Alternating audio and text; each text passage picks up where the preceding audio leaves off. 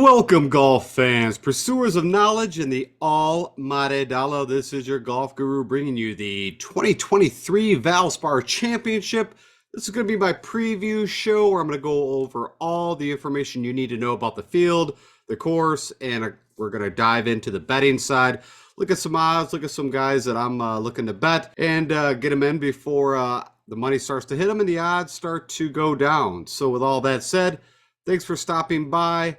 Give me about, 30, 45 minutes. We'll get through all this information. And with that said, let's go talk some golf. Okay, so the Players was another really good tournament. I think, maybe towards the end, Sunday was kind of lackluster because we kind of knew, even probably going into Sunday, I think a lot of people felt like Scotty had this wrapped up. He's just so consistent.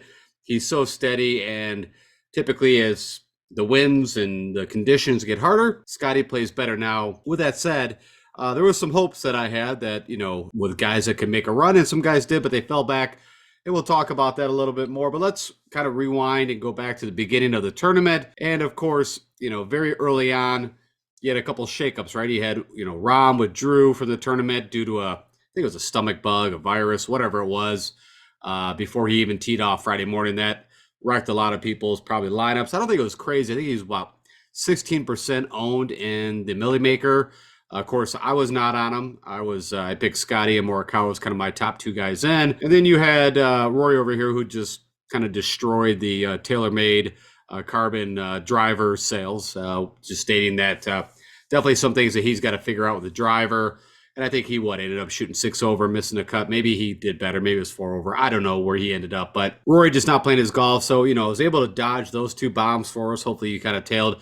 I think Rory was around 20% owned in the Millie Maker. And then you really had two different kind of courses due to Mother Nature, right? I mean, Thursday and then Friday early, we had the very dry, firm conditions that, made it hard for guys to even, shoot under par 72. And then, of course, the skies opened up. It dumped, I think they said about a half inch to an inch of rain on Friday night.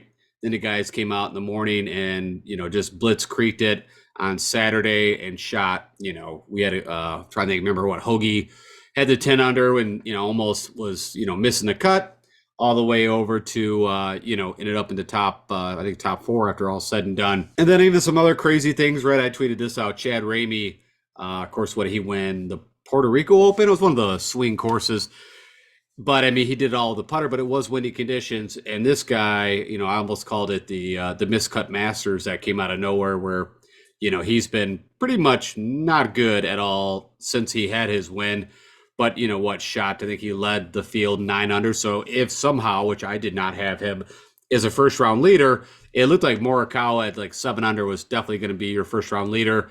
And then Chad Ramey came out and he didn't make a bogey and had shot 9 under. But the guy can putt. The one thing this guy can do is putt and, can drive somewhat accurate at times, but I've also seen him kind of go wayward. But either here or there, you had that. And then out of nowhere, the guy that, I've always kept an eye on and I hit outright bet at the Rocket Mortgage is Mr. Cam Davis. And I guess, I forgot where I heard it on the coverage that he had a bad sinus infection and maybe that had something to do with this. But I mean, the guy's been just nowhere near the form that he used to be. Anytime you go to a ball striker course, you could kind of plug in, Cam Davis, depending on the field, for high 6s, low 7s. I've always said he's outscored, kind of his cost for a long time, but he's been on a terrible miscut. But out of nowhere, here he comes, and finally he's got his game back together. And I don't remember exactly where he ended up, somewhere around the top 10. I mean, at one time, I think he was, top 3rd going into Sunday morning or 2nd going into Sunday morning. So anyways, it's good to see his game's back. I'm a fan of Cam Davis and definitely I know his game well. And so typically I know the courses that he'll do well on. But like I said, he had this crazy run. But again, out of nowhere. So there was, as the players will typically show us, you will have some guys out of nowhere end up, doing well. But I felt like the course changing Saturday, Sunday really kind of allowed some of the better players, as we saw, rise to the top. And that's the way it should be. If we look at some of the stat breakdown, so, of course, if you see the stars highlighted here, these were my picks out of the top 20. I also had 5 other picks. I mentioned we talked quite a bit about Aaron Rye. Again, local. What I didn't know was that he's, pretty new to the area, but of course, has gotten to practice some more at TPC Sawgrass. And if you got to play that, that worked out pretty well. I mean, a lot of these guys, I had Hideki, actually even had him boosted, I think 83 to 1 odds. And so he had a great run on the back. Well, I should say on the front, and then early back, and then kind of got to that pivotal, number 16, where you need to at least make birdie, and just kind of fell apart. Sunjay M did the same thing, kind of fell apart on the late back 9. Terrell Hatton, ridiculous shot, 7 under just on the back of 29, and that vaulted him up all the way into second. And again, I had him outright. There's Tom Hoagie, who came in third.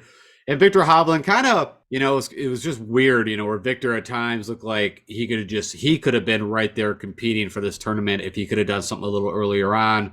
Justin Rose kind of snuck in a little bit on Saturday. David Lingworth, I also talked quite a bit about, been playing good golf.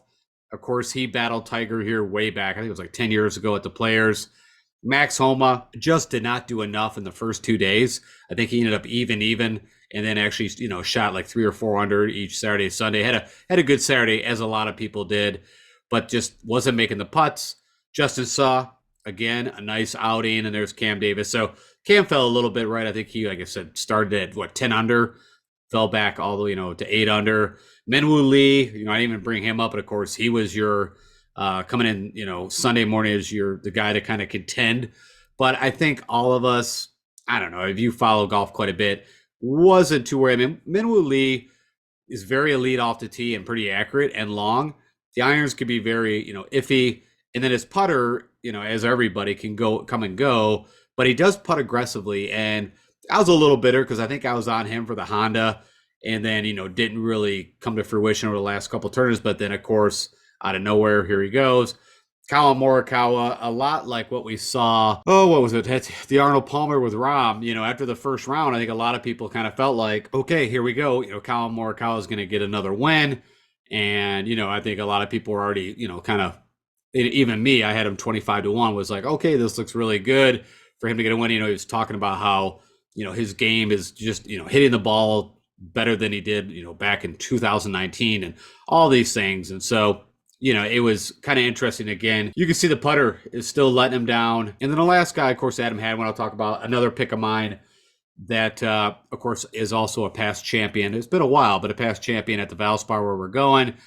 And, his odds are kind of reflecting that. And when we get into Valspar, we'll talk about it. It's a little rough. And I think the books, Vegas, are just, they've been making hay, man. I mean, with these guys like the Scotties and the Rahms winning quite a bit. I mean, except for Kitayama, which I don't know too many people that I didn't see a whole lot of tickets. I'm sure there were some 200 to 1 winners out there on Kitayama, but nobody was touting him in the industry. I did not, nobody else.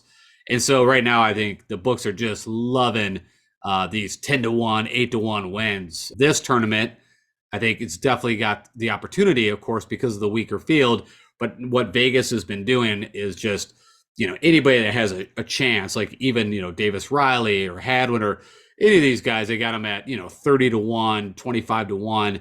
And then they got the very long odds. But I hope like heck we get a huge, crazy winner here, because I feel like the books have to start paying out some money, because, man, I think they've been making a ton of money on golf hand over fist. And a lot of it's due to these elevated events. Okay. Enough about that. It was a great weekend for me from the perspective of I did well on showdowns as usual. I really didn't play a lot on Sunday. I was traveling, and also I just don't like the way DraftKings does, hey, whoever the guy places, because I feel like a lot of people, of course, take the top guys. And typically, like if you took Scotty yesterday, you did fine. I mean, really you needed Terrell Hatton, Hideki, like to win, I think it was 100K for the one showdown. I had on Saturday, I had one team that was up there, almost, top 10, was winning to 50K. And then at the very end, I forgot the guy that I missed, but everybody else, I think it was Hoagie. I had everybody else. So I had Tom Hoagie. It was game over. But yeah, long story short, good weekend. I mean, I didn't crush it from a betting perspective. Like I said, I had the Hattons, and, I had Morikawa, I had a Matsuyama, I had an M. Of course, I had Homa early on. And then I had, some of the long shots. I think I tweeted out I had Adam Svensson, who I think I got 300 to 1 or 400 to 1. I forgot now. It was nice to see him day 2 be up there, but I knew the odds that he was going to pull that out. But I mean, a lot of the comp courses, right? He had his win at the RSM, he had the Sony. So there was a lot of things. If he could have kept it going, it would have been nice. Okay. think enough about that. Let's go talk about the Valspar. Okay, so we are heading over to the west coast of Florida. So all the tracks that they've been playing in the Florida Swing, we're on the east coast. We're shooting over to the west coast, kind of by Clearwater, Tampa area, if you know the area. And it's only the only actually event that they play on that side of Florida. And this will kind of wrap up the Florida Swing. We are heading to Palm Harbor, Florida, to be exact. And Copperhead, Innisbrook, well, it's the Innisbrook Resort, and the Copperhead course was built back in 1972. They started the Valspar back here in 2000, and before that, they used to have the Tampa Bay Classic. And of course, architect is Larry Packard. Everybody knows that. How could you not? We are at a par 71, and it's 7,300 yards, and change, so 7,340. If you've never seen this course, it's a little unique where it's got 5 really long par 3s. It's only got 9 par 4s and 4 par 5s. So typically, when you have a par 72, you get like 3 par 5s, and more par 4s and only 4 par. But there's a little nuance to that, and we'll talk a little bit about that. But there is a little difference there. Of course, we're in Florida, so we got Bermuda everything. And what I did notice is that the rough is actually up a little bit, almost 4 inches compared to the last couple of years. I noticed it's at 3 inches. And they're doing that overseed because of the time of year. And we are back again on Tiff Eagle Bermuda Green. So very similar to what we've been seeing. Player field also is very similar, that 144 players, and it is cut to T65 in ties. And historical cut line is somewhere between even to +4. So you can see this is, it's a really tough course. It's a big boy course. And it's not hard to look at the past, 4 winners, which would be Sam Burns twice and Paul Casey. If you know Paul Casey's game, ball striker extraordinaire. The putter can kind of be a little iffy. And then Sammy Burns were, at times, right? I mean, ball striker extraordinaire, and also had the putter. Of course, I hit him. I believe his actual first win was, if I remember off the top of my head, was at the Valspar. And this was back in 2021, where a lot of people are expecting him, to do better. I think, if I remember correctly, it was like he did I feel like Valspar got moved around because he kind of did to Florida. He didn't hit. He went over to California, started to show a little bit of life, and then came back to Valspar and then won. And that was nice. I think I hit him. I think his odds at that time were like 40 to 50 to 1, something like that. And then I mentioned Adam Hadwin before that, of course, who's in the field. So really only 2 guys that, have won in this field recently within the last 5 years would be Burnsy and Hadwin. Now, of course, this is going to be very tricky because I even played a little bit of Sam Burns, hoping that he might come out of his funk, and that really didn't happen. I mean, he didn't have a terrible tournament. He made the cut. I think he ended up around 3 or 4 under after all said and done. But the irons and off the tee is just still nowhere near where he was, where you could pretty much, he was going to have a wayward tee shot here or there, but his irons have always been, extraordinary. Around the green is technically his worst stroke gain area. And then, of course, the putting, that goes. And he's still been putting well. It's just tee to green has been pretty rough. Average green size, pretty average, maybe a little bit larger at 5,800 square feet. You got a ton of sand out here. You actually have 8 water hazards, but 9 holes do come into water. So quite a bit what we've been seeing all the way through the Florida Swing. And then what it says on the stemp meter is 12, but typically these things firm up and it goes fast to lightning. I also just took a quick look at the weather. Now this is on Monday, but I was just curious. I always kind of locate, on Windfinder where we want to pull from. And it looks like they're going to have a rough go of it on Saturday, Sunday. I believe the winds are showing like around average between 15 to 20, getting gusting up to 30. Also some rain possible in the forecast. So of course, we'll have to keep an eye on that. We're not worried about tee times and flights and all that right now, but just a little note to self, there is some possible weather these guys will be dealing with, again, on a brute of a course. And with that said, it's got all the defense, right? I mentioned the wind is typical here. It's actually on like a little outskirt island, if you want, or a little peninsula off, if you know the area where Clearwater is. So it's kind of surrounded by water, but of course it's, right off the Gulf of Mexico. You've got the wind typically, you've got the water on the course that you have to deal with. And then now you typically have firm, fast conditions. We'll see how that all plays out with the weather. I mentioned these 5 par 3s that are all around 200 to 225. You got some elevation changes on those greens. You got narrow fairways. You got the tree line. You got deep bunkers. You've even got some double dog legs where, you got to kind of tee and hit a draw this way, and then you got to hit a fade that way. So again, back to a ball striking shot maker's course. Did a restoration back in 2015, and Copperhead was rated the sixth most difficult course on the PGA Tour back in 2018. I think it still rates up there. And then, of course, like what we saw with the Bear Trap, and you got the Green Mile. Here's the Snake Pit, which is the final three finishing holes. And you got a long par four, you got a long par three, and then you got another pretty decent par four. And I believe water comes in on 18. So it's a tough finishing, and things can change a little bit, just like what we typically see at the Honda and also at the Players. And just a quick little visual for you. So you look at this kind of, I don't know, remember what number this is, but you can kind of see you tee off, and actually a draw, if you're righty, would be a need. And then you can kind of see the hole bends back. So there's kind of that double dog leg you can see. But again, you got quite a bit of water surrounding either in front of the greens or typically in the fairways. And you can see really what I call out here is what's a little different than what maybe the Arnold Palmer a little bit, is that this is more tree lined than really any other course we saw. A lot of the courses like TPC Sawgrass and also PGA National, it's more of kind of banked by water, where this thing's got tree, water, the whole gamut, of course. And so we take a look at the scorecard. The one thing I'll call out, if you are playing Showdown, maybe there's a little bit of advantage taking the guys going off one. And why I say that is you do get 9, 10, 11, 12. You get this kind of stretch of 4 holes that, not saying they're the easiest, but you got 2 of the easier here starting off on the backside. And if you could somehow make a birdie on 9, that's giving you an opportunity to put that, consecutive birdie streak bonus. But, I'll call out again that you've got, the shortest par 3 here is 195, number 4. And then after that, you got 235, 200, 215, 215. That's kind of rare that you have, all your par 3s are 200 plus. One of your most difficult holes is number 16, 475 par 4. Hardest hole on the course. And then next would be this, again, long par 4, 455. You start out very easy. You got the easiest hole. So, if you're watching your guys and they don't get a birdie on the first hole, you're going to be a little upset because that's an opportunity missed. You got a 600 par 5 here again. It looks like the number 1 eagle hole is also the first hole.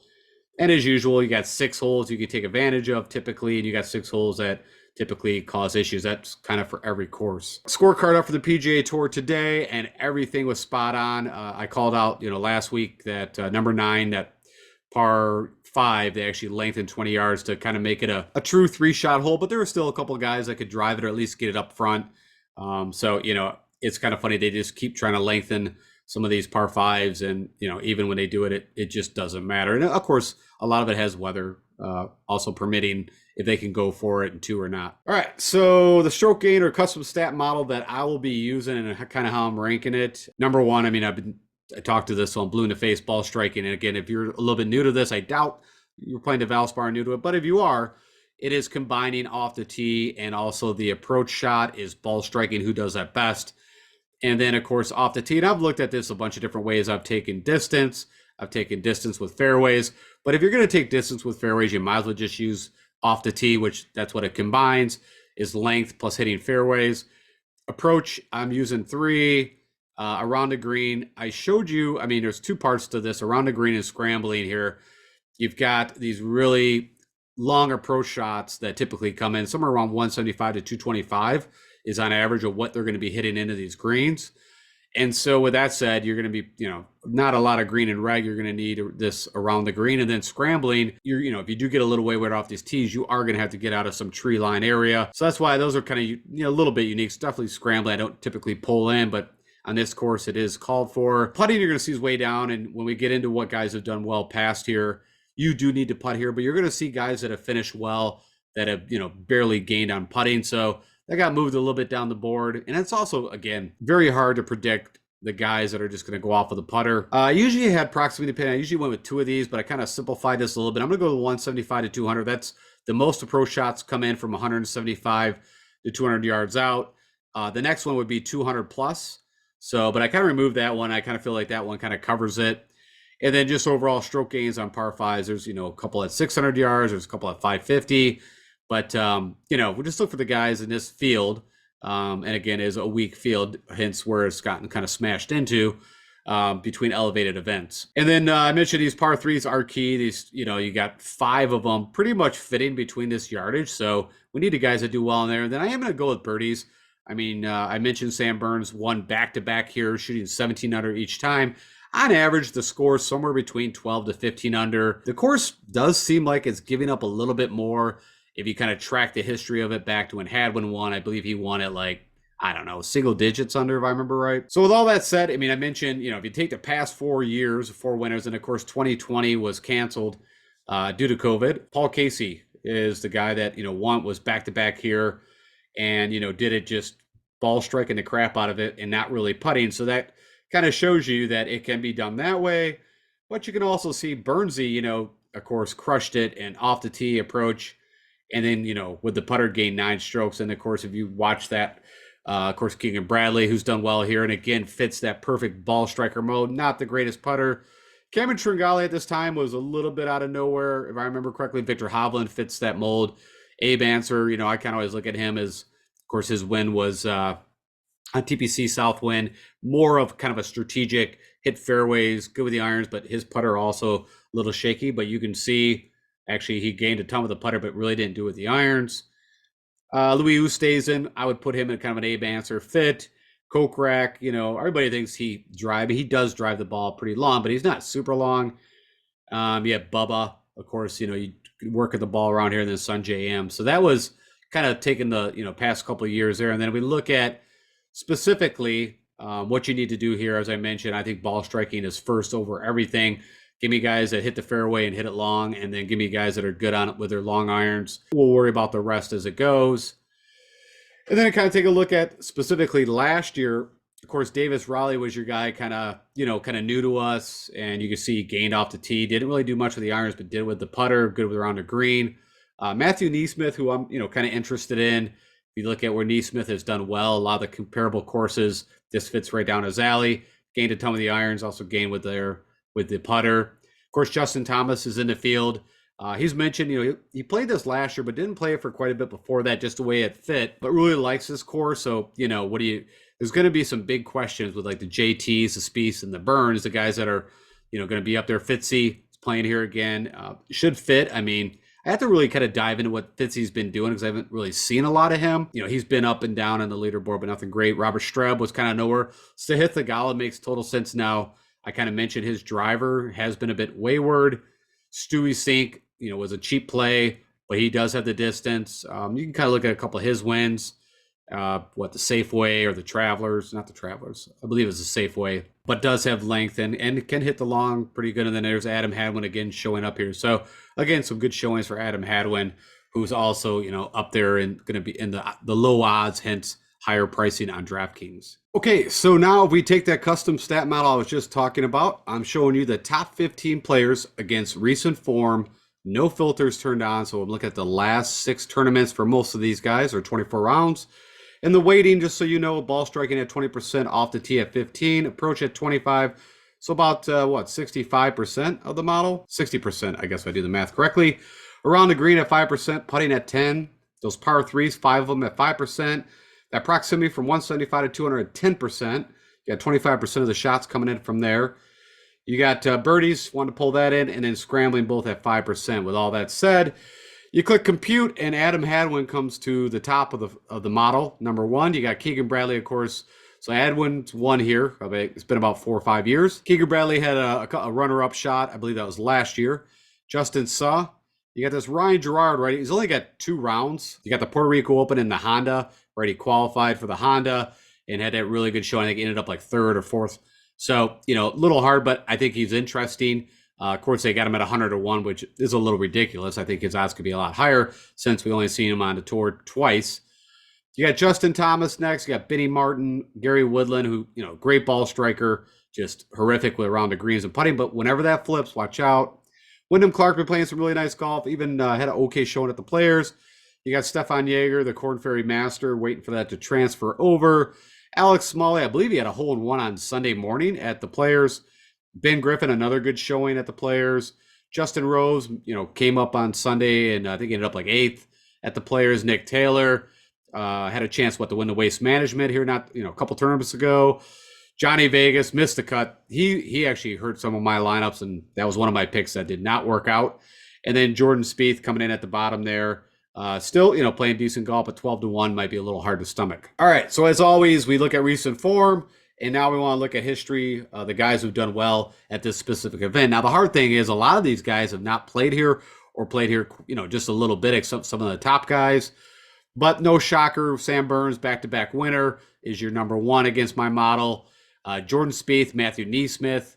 You got Keegan Bradley, Adam Hadwin, Ryan Moore, JT, Justin Rose, Fitzy, Dougie Gim, who I told you guys he would not make the cut, and he did not at the Players. But I also said David Lipsky would make the cut, and he did not. So both those guys blew up. You got Austin Smotherman, who did make the cut, the Players, and I think could be an interesting bet here. What I did notice also while we're on the betting side, early this morning, you could have bet top 10, top 20, and then they removed that later. I don't know if they were just getting a lot of action and didn't like it because they're not really sure. So right now, at least the last few minutes ago when I looked at DraftKings, they were just taking outright winners. So we'll see if that changes later. You got Luke List, 90-1. Stewie Cink, I mentioned, I had a good showing here a year ago. Wesley Bryant actually had a pretty good outing at the Puerto Rico Open, which is good for him because I don't even know how that guy's been keeping his card. And then Joel Damon rounding out your top 15 guys against my model.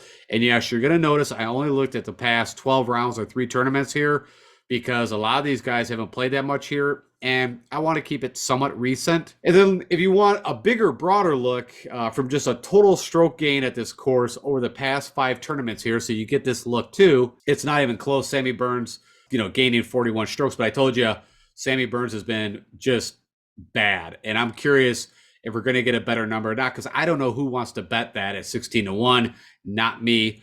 Adam Hadwin, 28-1, again, is your second, but again, it's almost, by 15, 16 total strokes over the last 5 years. And JT, NeSmith, you got Cink, Bradley, Russell Knox, Davis Riley, Sabatini, who's not been good, Luke Donald, like some guys that really I don't think is a good pick. These guys I all think are kind of more the plotters. Not saying you can't get it done that way, but just the guys I would not be looking at. Zach Johnson, put him right in there. Even Denny McCarthy, Wesley Bryant, Lucas Glover, hit him at the John Deere a couple of years back. I would almost rather play a Lucas Glover over those guys, but that's where I'm at right now. I'm always thinking of better ball strikers before I'm thinking more of the plotters. And if you don't know what plotters are, guys that don't hit it very long off the tee, but hit a lot of fairways and are okay with the irons, maybe not great with the long irons, but typically really good around the greens and putting. So with that note, I think the best thing, that I'll be weighing heavily is trying to find the best ball strikers in this field, but with an eye that you can't be disastrous with the putter. But I'll take some shots with that from a DFS side, not with the betting side. But, you got Gary Woodland, who, of course, is one of the better ball strikers, did the same thing at the Players. I think he lost 5 or 6 strokes against the field with the putter, but really had a good ball striking week and made the cut. So, he's your number one at 40-1. You can make an argument for that, but man, that's hard to bet. You got Luke List. I think they're very comparable, and I would rather put money on to 80-1 for Luke List. You got Johnny Vegas. I think that's dropped down to 60-1.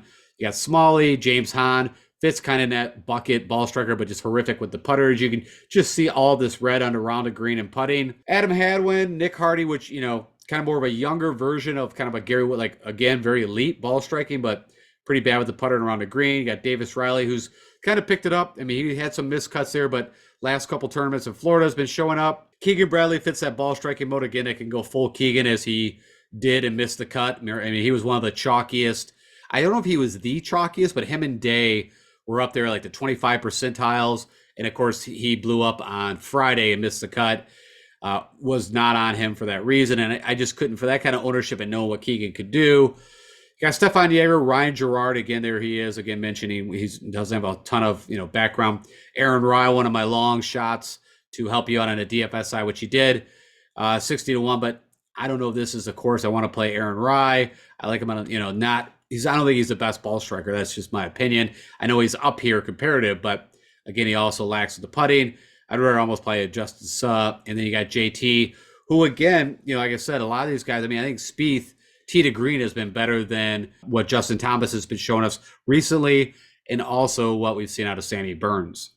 So if you're up there in the uppers, I think I'd rather go to Spieth than those guys right now if I was doing DFS. All right, now if you want to know guys that are just a lead off the tee, this is length. Who hits the ball the furthest and hits the most fairways.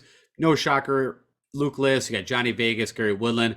You got this Brent Grant, who has one elite thing that he does. He's a rookie off the Corn Ferry, 400-1. You got Fitzpatrick, who has more game. You can see the irons have been pretty bad over the last 24 rounds. You got Brian Harman, which is always kind of funny when I see Brian Harman. I know he can hit it out there, but I don't think of him as a really big off the tee. Trevor Cohn, again, like a Brent Grant, is 600-1. And also, you're going to see on my betting card, I took some shots on these Corn Ferry rookies that all just bomb it off the tee. You got Tyler Duncan, Alex Smalley, MJ Duffy, Cameron Champ, which you're going to hear nothing about him, but could be a sneaky play. I mean, I talked about this quite a bit in past years where Cameron Champ can be just nowhere, just disastrous, and then come out of nowhere and win. If you look at his past wins, like the 3M Open, I think he won Sanderson Farms, and then there was one more in there. It changed names. I don't know if it's a Safeway. It doesn't matter. Whatever it was, if you look at his form right before his wins, there was really nothing saying, oh, Cameron Champ's going to win. But he has been in some just awful form. But what he does, as we all know, he hits the ball very long off the tee and usually pretty accurate. It's just, as you see again, just a disaster with the putter and around the green. But if that flips just for the weekend, watch out. Stephen Yeager, Aaron Rai, Hadwin, and then the Samuel Stevens again, and kind of a newer Corn Ferry guy. All right, I used to do this quite a bit, and I thought because of how necessary the long irons are going to be, I did this proximity to the pin, what I call the Iron Man. And if you're looking overall on approach, who's been out of this field leading, just again, this is looking at irons only. Woodland, Clark, which both pretty elite off the tee, so great ball strikers. Russell Knox, got that Eric Cole, right, who almost won the Honda. You got James Hahn, Justin Suh, this Kevin Roy, again, another Corn Ferry guy, Ben Martin, Nick Hardy, Ricky Bobby Shelton, Davis Riley, Matty Wallace, who one of my comp courses is Valero, and he had a chance to win there and then kind of fell apart on Sunday. So that's kind of interesting. David Lipsky, again, just will show up in the ball striking kind of area, just, hasn't been able to score, but also just had an amazing Corn Ferry, a lot like a Stefan Yeager. You got Jordan Spieth, and then Tommy Fleetwood again showed up, was one of my picks for the players, and does typically play pretty decent in Florida. And I've always said if he's ever going to get his win on the lower 48, it should be Florida. And then looking at the proximity just at 175 to 200, where I mentioned 25% of the shots do come in from history. I was kind of shocked by this, but Bryce Garnett actually came up number one. Nate Lashley, that makes sense. Also had a pretty decent, he had a good Puerto Rico. He had some back problems there, but did finish and was up there, I think, top 5, top 10 on the leaderboard. And then also, I believe, made the cut at the players. You got Keegan Bradley, Hadwin, Shelton, Lucas Glover, Rose, Grant, Marty, Party, and Laird. Of course, he had a win at Shriners. I don't know, that's a few years back now. But Ken Ballstrike typically is also a little suspicious around the green and putting. This Kevin Roy, another, what I liked him, you're going to see on my betting card. He does, really good with the irons. Also has some distance off the tee, and that 400-1 was kind of interesting to me. This Kyle Westmoreland, again, another Corn Ferry guy. Trey Mullinex, which I bet, what was that, Arnold Palmer? And he ended up, top 5? Which I don't think is a terrible comp course here. So we'll talk about the comp courses in a few here.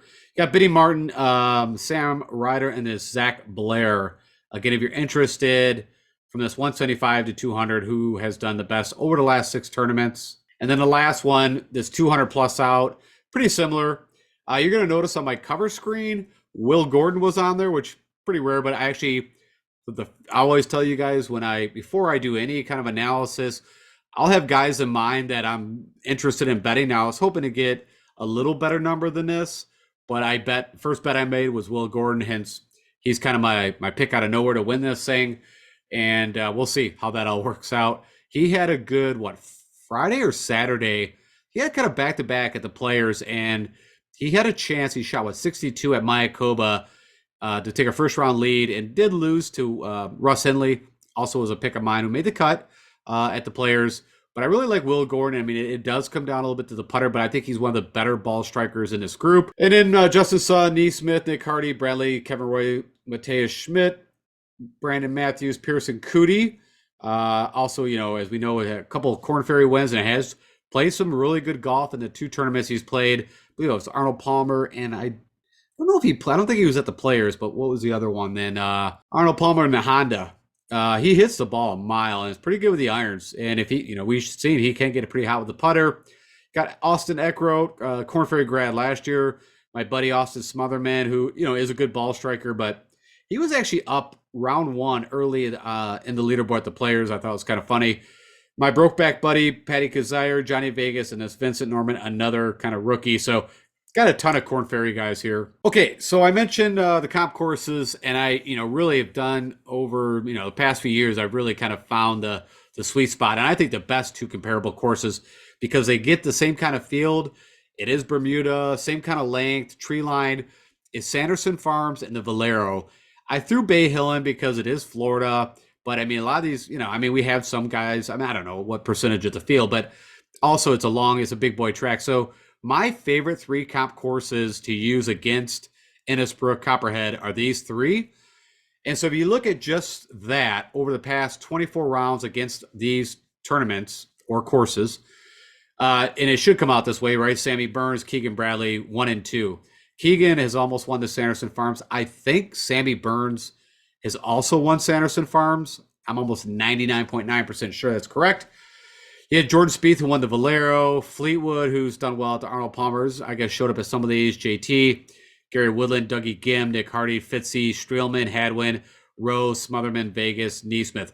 I like these 15 guys. And if right now I had to just say, hey, I'm going to take 15 guys and build for a DFS lineups, this would be a pretty good start. I would probably be the worst would be Sammy Burns trying to figure that out, to be honest. But we'll see how that all kind of shakes out. We'll see where his ownership's coming in as the week goes on. And then if I want to add in a little more depth from a comp course, I think you could use, because a lot of these guys just played the Honda. It does have the water. It does have the Bermuda. It is a par 71. You've got the Houston Open, which was kind of a, Memorial Park is where it was played the last couple of years. But before that, the CC of Houston. I just pulled in Memorial Park for this, but does also have the Bermuda, has some trees, kind of similar length. And then funny enough, I saw a bit of crossover at the Waste Management. Does have the Bermuda greens. I don't visually think that TPC Scottsdale reminds me exactly of, again, Sanderson Farms and Valero, I think are more of how the course would play, but I did throw it in. And if you're curious, again, where that kind of shook out, Burns stayed number one, Spieth, Thomas, Bradley, Hadwin, Woodland, that Ryan Gerard, only 4 rounds, just note to self. Fitzy, Johnny Vegas, Justin Suh, 18 rounds. Luke List, Brandon Wu, great ball striker, 24 rounds. MJ Duffy, Matthew Neesmith, and Justin Rose. That's your comparable courses, your top 15. I showed you 2 different ways. I really like the ones on the left. I don't mind the ones on the right, but I'd probably put more weight on the other ones. Okay, so with all that said, let me show you my betting card, and I'll talk a little bit over. Again, I want to state this is me grabbing Monday morning, I think the higher value ones, because I do feel like, if people start to, kind of follow what I'm doing, or of course the other guys like the Mayos and the Gaymans and all those, that, that's when the odds start going down. So what I've noticed, at least on DraftKings Sportsbook, I'm going to state this again, do not go and bet the higher odds or the favorite odd guys, because I think they're just like, especially in these kind of tournaments, they are putting really crappy odds out, and then they let the market kind of like see what they're getting. But if you can jump on these more, I'd say 100 to 1 and above, you might want to bet these, because like I said, there's going to be some action. And as the action comes, they're going to start to move some of these odds down, because they're going to get nervous if somehow a Kevin Roy or, I wouldn't say Will Gordon so much, but, some of these higher ones, you're going to start to lose. But what I notice is, like, when you're getting Burns at 15 to 1 or 18 to 1 or wherever the hell he's at, people aren't going to bet at 16 to 1, I think is what he's at. So they're going to have to bring that up, or just not take the action, because I will not be betting Burns until he gets, I don't know, shoot to hit him, at 80 to 1 at the Players. Now, this field, I get it, is weak, but it is still a pretty decent PGA Tour field. So I don't know what number, I guess probably 30, 40 to 1, maybe even more. Like I said, I'm a huge Burns fan and follower, and I've never seen him in this kind of funk, and I have no idea. He's not spoken about. Is he trying to change his swing? Does he have new equipment? Has the back been, I have no understanding of why his game has been as bad as it has been. Side, let's get back to the betting card. So Victor Perez, if you don't know this guy, he's, I think, a really good DP World Tour player. If you go look at his finishes, he just won back, I believe, in January, the Abu Dhabi, pretty good field. He won that tournament. Got a lot of like top 20s, top 30s. The guy's been around. I think he's in his 30s. Solid player. It's not going to shock me like an Aaron Rye that he's going to try to make the transition. Minwoo Lee. You're going to notice that we're starting to get taken the better players from the European Tour, which, I don't know. I don't know how, that's, if you're a European Tour big fan, that would be a bit of a stinger, that, again, back to that whole feeder tour thing. But 60-1 for outright. I kind of like that. Benoit, we've been watching him. I mean, the guy, right, lost his card, had to get it back on the Corn Ferry. The guy's always been an elite ball striker. And just, around the green, you can see he's been doing well. The putter's been, getting a little better. 61 now this field. Yep, I'll take some of that.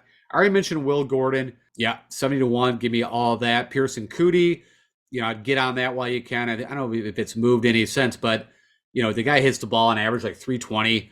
And, man, what we've seen has been pretty impressive. Of course, Neesmith, if you go look at some of his wins, or I should say best finishes, I don't think he's actually got a win on tour, but his closest came here last year.